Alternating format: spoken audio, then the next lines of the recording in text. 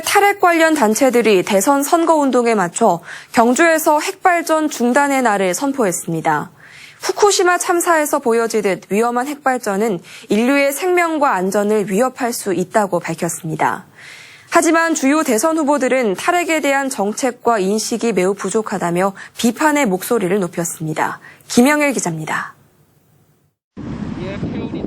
전국의 탈핵 관련 단체들이 핵발전 중단의 날을 선포하고 탈핵 에너지 전환을 촉구했습니다.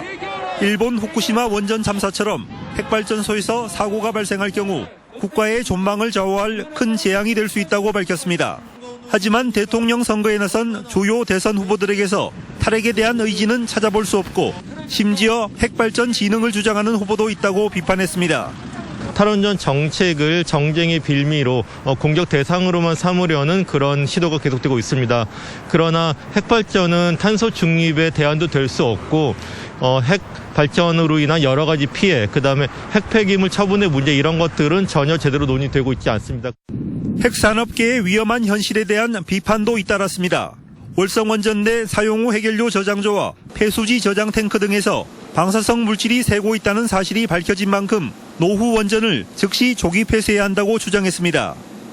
핵발전 진흥이 아니라 방사능이 질질 새고 있는 월성 핵발전소의 조기 폐쇄를 포함한 핵발전소의 안전관리 대책을 마련해야 한다.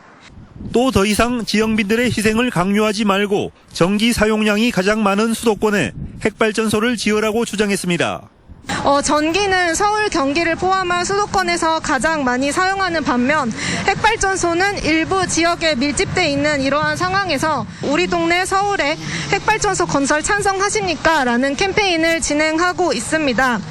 특히 수십만 다발의 핵폐기물이 월성원전 안에 위험하게 임시 보관되고 있지만 영구 처분을 위한 명확한 대책조차 내놓지 않고 있다고 비판했습니다.